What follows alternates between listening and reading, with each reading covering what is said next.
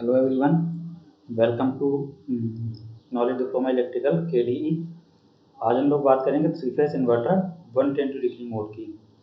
तो ये जो है थ्री फेज इन्वर्टर 180 डिग्री के बाद जो है ये दूसरा मोड होता है। हमने दो मोड बताए थे पिछले लेक्चर में, एक 180 डिग्री मोड और एक 120 डिग्री मोड। तो आज के लेक्चर में हम 120 डिग्री मोड डिस्कस करेंगे।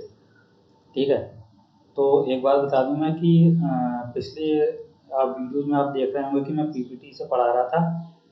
इस वीडियो में मैं अपने ही नोट्स की PDF बना के लेके आया हूँ। तो आप लोग कमेंट करके बताइएगा कि वो PPT ज़्यादा बेटर थी या ये PDF फॉर्मेट जो है वो ज़्यादा बेटर है। ठीक है, तो चलिए अपने टॉपिक पर आ जाते हैं।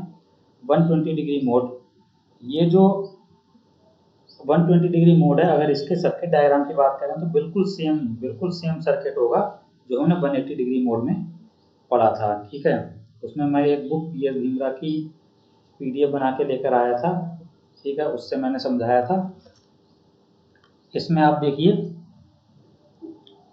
बिल्कुल सेम उसी तरह से इसमें भी 6 थायरिस्टर और 6 डायोड यूज होते हैं। थायरिस्टर जो है की नंबरिंग जो है बिल्कुल उसी तरह से देखिए T1, T3, T5, T2, T4 और T6 जैसे हमने 180 डिग्री मोड में किया था। उसके रिस्पेक्ट में डायोड हमारे D1, D3, D5, D2, D4 और D6। ठीक है, इंडस्ट्रियल पर्पज़ के लिए यूज होता है या फिर जहाँ पर हमें थ्री फेज लोड कनेक्ट करना होता है वहाँ पर यूज होता है। तो ये हमारा थ्री फेज लोड है, कोई या फिर कोई इंडस्ट्रियल लोड मान सकते हैं।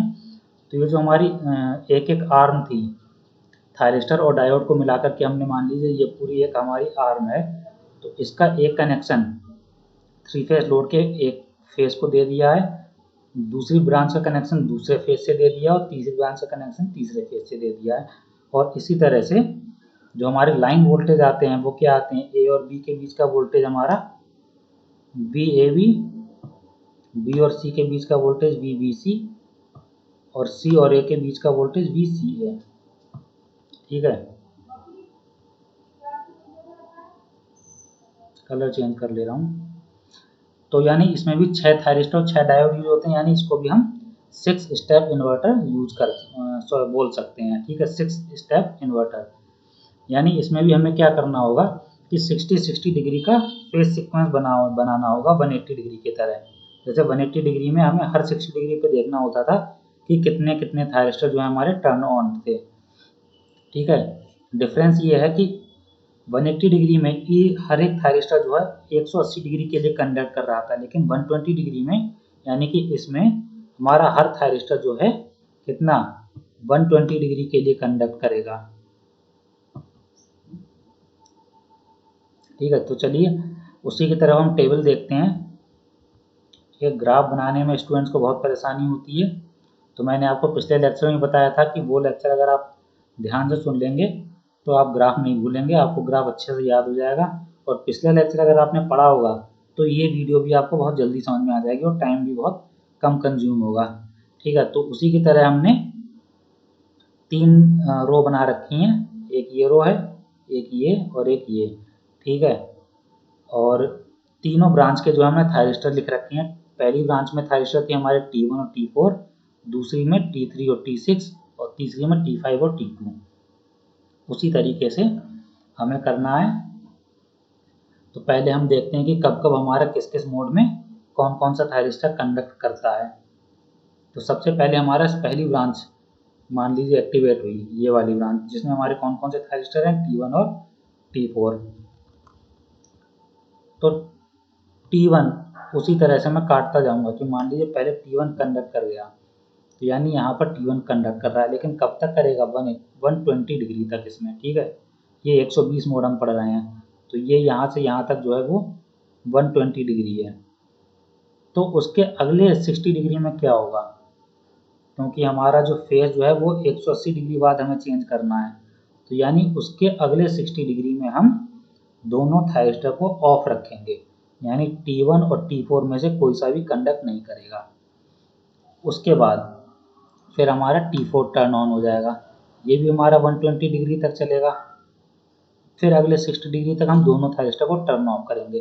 तो जिस ड्यूरेशन में हम दोनों थायरिस्टर को टर्न ऑफ कर रहे हैं उस ड्यूरेशन में उस ड्यूरेशन को हम ये डैश लाइन से दिखा रहे हैं, ठीक है। उसके बाद फिर से T1 120 डिग्री तक, और उसके बाद दोनों थायरिस्टर टर्न ऑफ, फिर T4 फिर टर्न ऑफ, ठीक। अब कोरिलेट करते जाइए तो ज़्यादा अच्छा समझ में आएगा कि 180 डिग्री में क्या हो रहा था।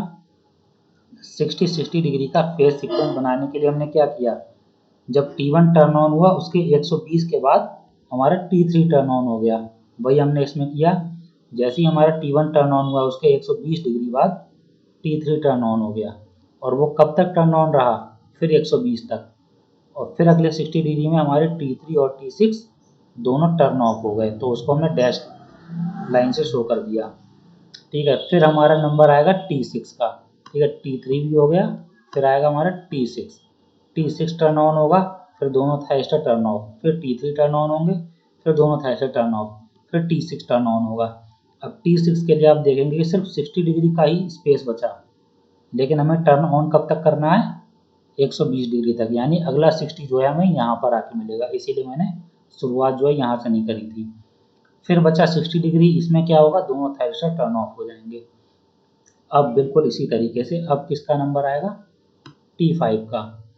T5 का नंबर कब आएगा, T3 के 120 डिग्री बाद, यानी 120 डिग्री बाद ये T5 टर्न ऑन हो गया, ये 120 डिग्री तक टर्न ऑन रहा, उसके बाद दोनों थायरिस्टर को टर्न ऑफ कर दिया, फिर T2 टर्न ऑन रहा, फिर दोनों थायरिस्टर टर्न ऑफ, फिर T5 टर्न ऑन रहा, T5 को यहाँ पर पूरा 120 मिल गया, यानी इसके बाद क्या आएगा, 60 डिग्री में जिसमें कि दोनों थायरिस्टर टर्न ऑफ रहेंगे, वो 60 डिग्री हमने यहाँ पे ले लिया। फिर बचा 120 डिग्री, उसमें हमारा कौन सा टर्न ऑन रहेगा, T2। तो इस तरीके से हमने 360 डिग्री के दो साइकिल हमने ले लिए इस तरीके से, यहाँ पर एक 0 से 360 तक यहाँ, और एक 0 से 360 तक यहाँ। तो हमने 60 डिग्री के जो है सीक्वेंस बना लिया, ठीक। अब हम हर 60 डिग्री में देखते जाएंगे कौन कौन से थायरिस्टर टर्न ऑन है। तो इस 60 डिग्री में देखिए तो यहाँ पर तो दोनों ऑफ हैं, यहाँ पर 6 ऑन है, यहाँ पर 1 ऑन है, तो 1,6, यहाँ पर 2, 0 और 1, यानी 1,2। इसी तरह से ये सारे हम लिख लेंगे। तो एक डिफरेंस और मिला हमें कि जो 180 डिग्री मोड था उसमें हर 60 डिग्री के डिफरेंस पर 3 थायरिस्टर टर्न ऑन हो रहे थे, लेकिन 120 डिग्री में दो थायरिस्टर टर्न ऑन हो रहे हैं, ठीक है। तो अब उसी तरीके से हमें इसमें भी लाइन वोल्टेज निकालना होगा, VAB, VBC और VCA। तो उसके लिए हमें क्या करना होगा, पहले VAO निकालना होगा, VBO निकालना होगा और VCO निकालना होगा। उसके बाद हम जानते हैं कि VAB हम कैसे निकाल सकते हैं, VAO माइनस VBO, VBC कैसे निकाल सकते हैं, VBO माइनस VCO, ठीक है। तो अब मैं इस लेक्चर में आपको एक बार बताया जा रहा हूँ कि VAO कैसे निकाला गया है, ठीक है। जैसे पिछले 180 डिग्री में 3VS/2 या VS/2 जो हमारा वैल्यू आ रही थी वो कैसे आ रही थी, वो भी आप यहाँ से समझ जाएंगे। 120 डिग्री में देखिए, फॉर स्टेप 1 जो 0 से 60 डिग्री का स्टेप है हमारा, ये इसमें कौन कौन से थायरिस्टर टर्न ऑन थे, देखिए ये 6,1 या 1,6, यानी ये थायरिस्टर हमारे क्लोज रहेंगे। तो जो हमने ऊपर सर्किट डायग्राम बनाया था उसका इक्विवेलेंट सर्किट हम इस तरीके से बना सकते हैं। ये तो हो गया हमारा 3 फेज लोड एक तरीके का, ठीक है, जो हमने नीचे लोड लिया था। ये हमारा थायरिस्टर की नंबरिंग 1, 3, 5, 2, 4 और 6। अब कह रहे हैं कि 1 और 6 क्लोज हैं, बाकी सारे ओपन हैं। 1 और 6 तो क्लोज रहा, बाकी सारे ये भी ओपन, ये भी ओपन, और इसके तो दोनों ही ओपन, यानी ये ब्रांच तो हमारी बिल्कुल भी कट गई।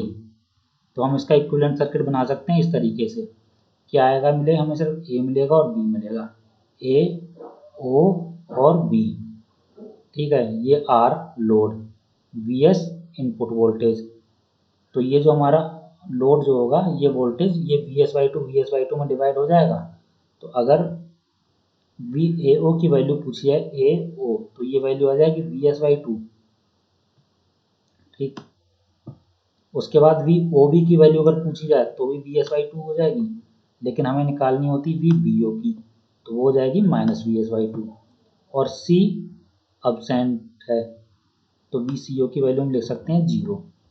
तो ये सिर्फ और सिर्फ स्टेप 1 के लिए हुई, यानी सिर्फ इतने स्टेप के लिए हमारी वी ए ओ की वैल्यू जो आई है वो वी एस बाई टू आई है।